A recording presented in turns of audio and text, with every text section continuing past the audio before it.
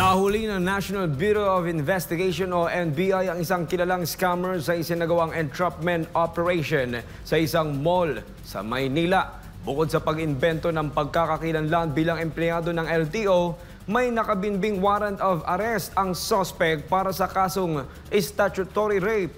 Si Cherry Light sa report!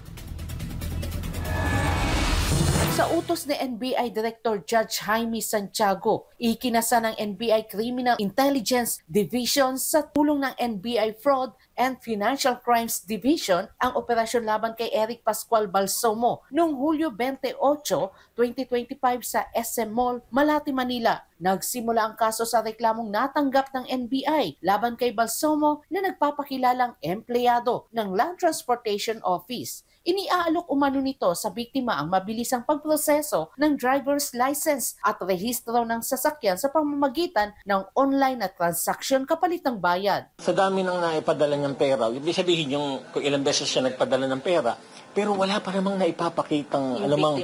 Oo. Nag-research siya, nakita niya, ay, ba't napakaraming, napakaraming nagrereklamo laban sa kanya, nakapost. Through internet. Nagpunta siya sa amin. Gayunpaman sa verifikasyon ng LTO, lumabas na hindi kailanman naging empleyado ng ahensya si Balsomo at wala rin itong otorisasyon na magsagawa ng anumang transaksyon para sa LTO. Sa mga reklamong makikita online, lumalabas na may mga biktima si Balsomo sa nakalipas na 2 taon at ngayon lamang ito na-aresto matapos magsampa ng reklamo ang isang babaeng na biktima. Sa karagdagang record check, natuklasang may umiiral na warrant of arrest si Balsomo para sa kasong statutory rape na walang piyansa. Inilabas ito ng Regional Trial Court Branch 26 sa Cabanatuan City, Nueva Ecija. Dahil dito isinabay ang entrapment operation at pagsilbi ng warrant of arrest noong Hulyo 28.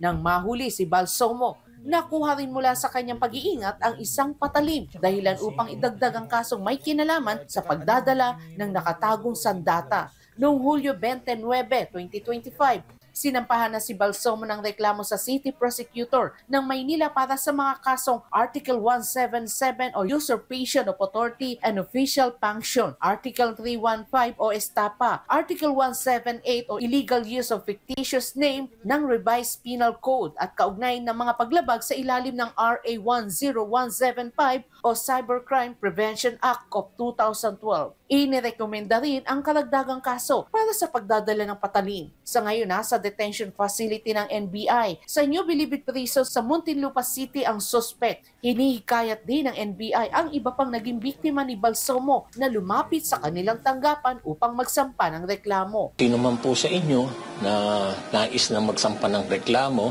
kriminal, laban kay Eric Balsomo, nandito lang po kami, handa po kami tumulong sa NBI. Para sa Diyos at sa Pilipinas kumahal, Cherry Light, SMNA News.